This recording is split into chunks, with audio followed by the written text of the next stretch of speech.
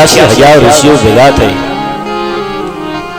નૈમિષારણ્ય નામના એ જંગલની અંદર, એ અરણ્યની અંદર પોતાના ગુરુજી સુત પુરાણી પાસે કથા શ્રવણ કરતા હતા. આ ભાગવતનો મહિમા શું છે? આ ભાગવત શું છે? એની કથા અમને કહો. ઋષિઓ કહે છે કે હે સુત પુરાણી, અમે યજ્ઞો ખૂબ કર્યા, જપ તપ અમે બહુ કર્યું, પણ હવે અમને ભગવાનની કથા સાંભળવી છે, ભગવાનનો મહિમા શ્રવણ કરવો છે.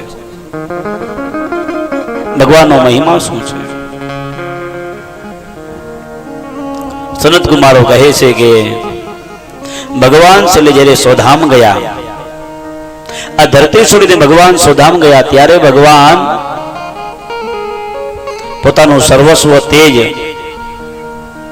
વેદવ્યાસે બનાવેલું જે ભાગવત છે એ ભાગવતમાં મૂકીને ગયા છે.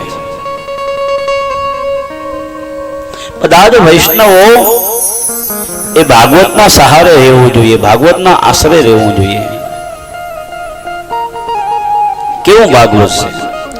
પુરાણે ચ સર્વેષુ, 18 પુરાણોમાંથી મુખ્ય પુરાણ કીધું હોય તો એ ભાગવત છે.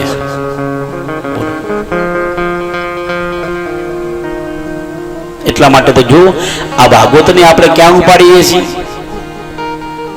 આજ સવારે આપણે જ્યારે નીકળ્યા પથયાત્રા લઈને બાબુભાઈના ઘરેથી, મુખ્ય યજમાન,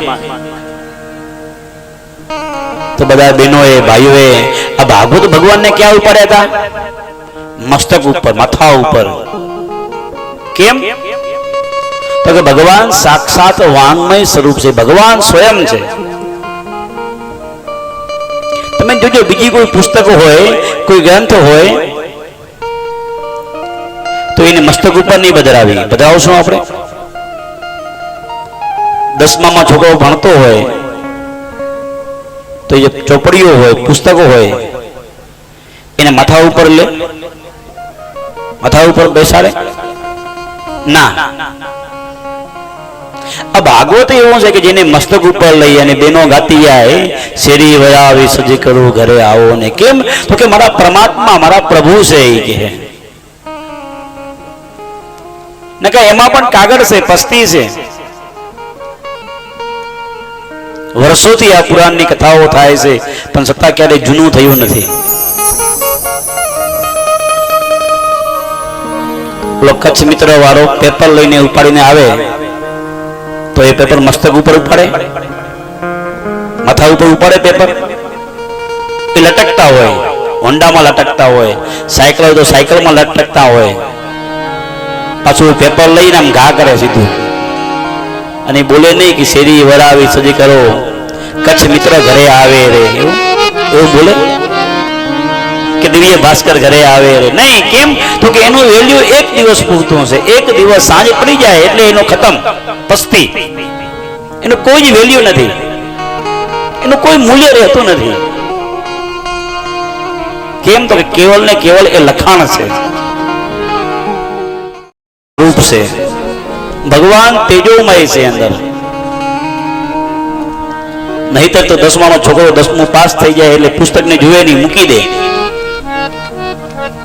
11માં નવા પુસ્તકો આવે. પણ આ ભાગવત તો વર્ષોથી, કેટલાય વર્ષોથી વંચાતું આવે છે, અને કેટલાય વર્ષો સુધી, જ્યાં સુધી આ સૂર્ય ને ચંદ્ર રહેશે ત્યાં સુધી રહેશે. કેમ? તો કે એમાં સાક્ષાત ભગવાનનો વાસ છે, વાંગમય સ્વરૂપ છે ભગવાનનો. હોય કે